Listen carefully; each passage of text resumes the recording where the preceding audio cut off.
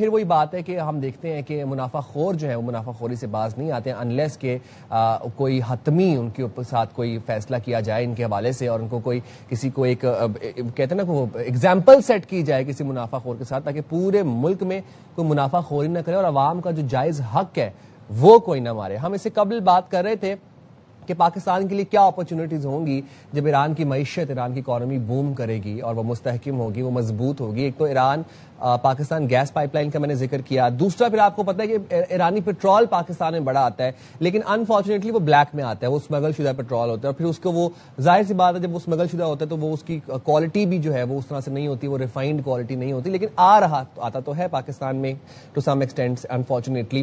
اب وہ اگر ہم اس کو لیگلائز کر دیں تو پھر پاکستان میں جو پیٹرولیم مصنوعات کا جو ہمارا جو ایشو ہے، وہ جو قیمتیں ہیں جو اسکائی رائزنگ ہیں، وہ کتنی کم ہو سکتی ہیں. پیٹرولیم پروڈکٹس جو ہیں وہ ہم کس حد تک ایران کے ساتھ بائی کر سکتے ہیں، کن کن شعبوں میں ہم ایران کے ساتھ کولیبریٹ کر سکتے ہیں. میوہ جات ایران کی جو ایک بڑی اکانومی ہے وہ میوہ جات کے اوپر جو ہے وہ ریلائی کرتی ہے. تو جان لیں گے. ہمارے ساتھ موجود ہیں اکانومسٹ محمد سہیل صاحب، ماہر معاشیات ہیں. بہت شکریہ سہیل صاحب، آپ نے باخبر سویرا کے لیے وقت نکالا. ایران اور پاکستان کی جب ہم معیشت کی میں شراکت داری کی بات کرتے ہیں، اور جب ہم یہ بات کرتے ہیں کہ ایران ورلڈ اکانومی میں ایران ٹریڈ کر پائے گا، اپنا آئل فریلی ٹریڈ کر پائے گا، اور ایران کی معیشت مضبوط ہوتے ہوئے ہمیں نظر آ رہی ہے اس معاہدے کے بعد جو کہ پاکستان کے ثالثی میں ہوا ہے. پاکستان کو آپ کو لگتا ہے کہ سستی توانائی کی ضروریات اور جو پیٹرو کیمیکل مصنوعات ہیں ان کی فراہمی میں آسانی ہوگی، اور ایران اتنا پوٹینشیل، اتنی کیپیسٹی، اتنی صلاحیت رکھتا ہے کہ پاکستان کو توانائی ضروریات اور پیٹرولیم مصنوعات کی ضروریات پوری کر سکتا ہے ایزیلی؟ بسم اللہ الرحمن الرحیم. بہت بہت شکریہ. دیکھیں 2010-11 کے بعد پاکستان نے جب سے ایران کا جو کنیکشن بینکنگ سسٹم سے منقطع کیا گیا تھا سینکشن کی وجہ سے، کوئی فارمل ٹریڈ نہیں کیا ہے. اور جس طرح آپ نے کہا انفارمل ٹریڈ جو اسمگلنگ کے صورت میں تو ہوتا رہا ہے، مگر فارمل ٹریڈ کوئی 15-16 سال سے ہوا نہیں ہے.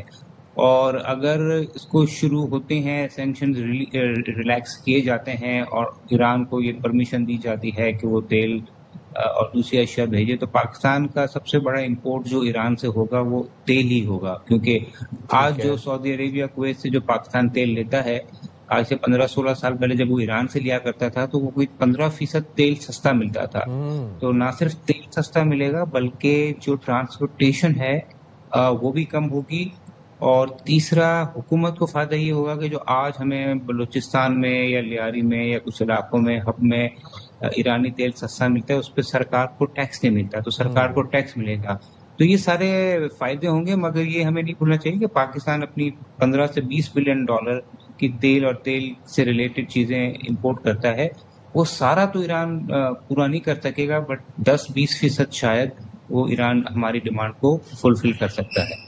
اچھا، آپ نے سر ابھی ایک بات کی کہ آج سے 15-16 سال پہلے جب پاکستان اپنی تیل کے پروڈکٹ کی ضروریات یا تیل کی ضروریات اپنی ایران سے پوری کرتا تھا تو وہ 15% کم پڑتی تھی ہمیں، جو آج کا جو دنیا کا جو اس ٹائم پہ ریٹ تھا. تو اگر فار انسٹنس آج سے آئندہ مطلب اگر میں ان دا منتھس ٹو کم بات کروں 6 منتھس میں یا 7 منتھس میں، اگر پاکستان ایران کے ساتھ کوئی ایسا معاہدہ ہمارا ہوتا ہے، کوئی شراکت داری شیپ میں آتی ہے کہ جس میں پاکستان تیل جو ہے وہ ایران سے امپورٹ کرے گا، وہ کتنی کم پڑے گی ہمیں as compare to Saudi Arabia?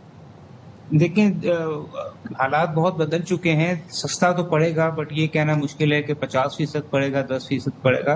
مگر ہمارا خیال ہے کہ 10 سے 15% سستا ضرور پڑے گا. کیونکہ جو کوالٹی ایران کے تیل کی ہے نا وہ تھوڑی سی ڈفرینٹ ہے، اور اس کے لیے ریفائنری بھی ڈفرینٹ ہوتی ہے. مگر آپ یہ سمجھیں کہ ایران سے ہمیں تیل آدھے ریٹ میں ملے گا، بہت سستا ملے گا، یہ نہیں ہو سکتا. کیونکہ دنیا بھر میں جو کروڈ کا ریٹ ہوتا ہے، آپ بھی دیکھتے ہیں WTI کا ریٹ ہوتا ہے یا برینٹ کا، وہ ایک ہی ہوتا ہے. البتہ کوالٹی کی وجہ سے تھوڑا ڈفرینس ہوتا ہے. تو ایران کی کوالٹی تھوڑی سی ڈفرینٹ ہے. تو ہمیں لگتا ہے کہ شاید جو 10-15 سال پہلے 15-20 سال پہلے ہم نے کوئی 15% کا اس میں دیکھا تھا کہ ریٹس کم تھے، وہ کم ہوں گے. مگر دوسری چیز تو ہمیں فائدہ دے گی، وہ ہے ٹرانسپورٹیشن. آج آپ کے جو شپ ہیں، آپ کو پتا ہے اسٹیٹ آف ہرمز سے گھوم کے آتے ہیں کویت اور سعودی عربیہ کے جو ہوتے ہیں. بٹ یہ ایران چونکہ ہمارا ہمسایہ ملک ہے تو یہ بہت بڑی سیونگ ہو سکتی ہے ٹرانسپورٹیشن میں ہمیں اچھی سیونگ مل جائے گی، لیکن ظاہر سی بات ہے کہ پھر وہ جو خام تیل کی قیمتیں عالمی مارکیٹ میں ہوتی ہیں اس حساب سے ڈیسائیڈ ہوتی ہیں، تو اس میں ہمیں کوالٹی کے حوالے سے پھر وہ اپ اینڈ ڈاؤن ہو جائے گا. یہ آپ کہہ رہے ہیں کہ آلموسٹ مطلب 10 سے 15% یا زیادہ ہونے کو بھی جو ہے وہ پھر ٹائم پہ پتہ چلے گا. بٹ یہ تو تیل کی بات ہوگی. سر اگر ہم گیس کی بات کر لیں، Iran Pakistan gas pipeline ایک عرصے سے تعطل کا شکار ہے. وہ پائپ لائن اگر تعمیر ہو جاتی ہے اور پایہ تکمیل تک پہنچ جاتی ہے، اس سے پاکستان کو کیا بینیفٹس ہوں گے؟ دیکھیں اس کی بھی بہت ہی پرانی ہسٹری ہے. 90s میں شروع ہوا تھا، کوئی 30 سال ہو گئے ہیں. اس وقت حالات پاکستان کے ڈفرینٹ تھے، ابھی حالات ڈفرینٹ ہے. اب اس میں اس کو ری نیگوشیٹ کرنے کی ضرورت ہے.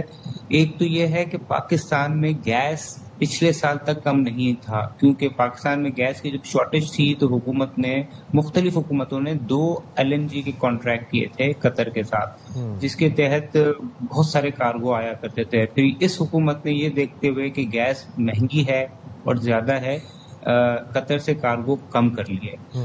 تو اب یہ دیکھنا پڑے گا کہ ہمیں کتنی گیس کی ضرورت ہے، اور جو گیس قطر سے آ رہی ہے کیا وہ گیس ایران سے سستی ہے کہ نہیں.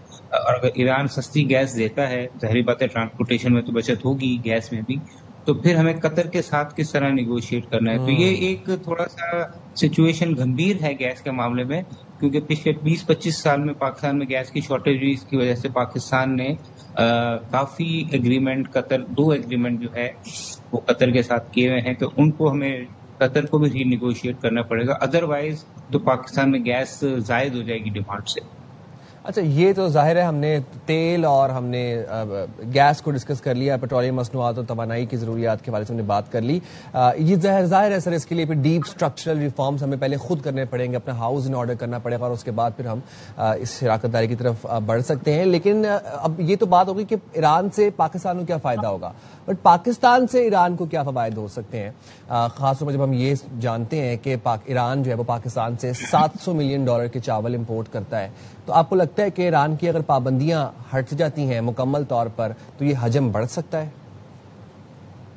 لیکن بالکل ہو سکتا ہے، مگر میں آپ کو پاسٹ پرسپیکٹ بتا دوں، ماضی میں بھی پاکستان کا خسارہ ہوا کرتا تھا. مطلب پاکستان تیل اور سٹیل جو امپورٹ کرتا تھا ایران سے وہ زیادہ ہوتا تھا، اور جو ایکسپورٹ کرتا تھا وہ کم ہوتا تھا. تو اگر آپ کا ٹریڈ گیپ ہونا بری بات نہیں ہے، اگر عوام کو چیزیں سستی ملیں اور اچھی کوالٹی ملیں تو ٹریڈ کا گیپ ہونا بری بات نہیں ہے. اور مجھے لگتا ہے ہو سکتا ہے کہ شروع میں پاکستان تیل اور سٹیل اور جو دوسری اشیاء امپورٹ کرے وہ زیادہ ہو کمپیئر ٹو ایکسپورٹ. دیکھیں ایکسپورٹ میں سب سے زیادہ جس طرح آپ نے بتایا رائس ہو سکتا ہے.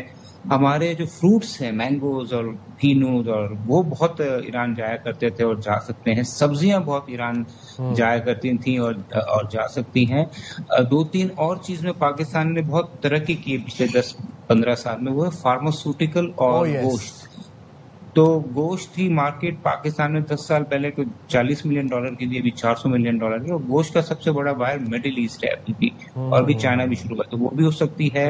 اور فارماسیوٹیکل جو ہے پاکستان کی ان آفیشلی افغانستان جایا کرتی تھی، جو ابھی تھوڑی سی متاثر ہوئی ہے، اس کا بہت بڑا پوٹینشیل ہے. تو میرے خیال میں جو $10 بلین کا ٹارگیٹ کر رہی ہے، مجھے لگتا ہے وہ مطلب بہت بڑا ٹارگیٹ ہے. مگر ہم 10 نہیں، اور جب ہم پہلے شروع کرتے تھے تو $1 بلین $2 بلین کا تھا، وہ $4-5 بلین کا مجھے لگتا ہے پوٹینشیل ایران پاکستان کے ٹریڈ میں ہے. $4-5 بلین کا. Rightly sir. Thank you very much Muhammad Sohail Sahab, آپ نے باخبر سویرا کے لیے وقت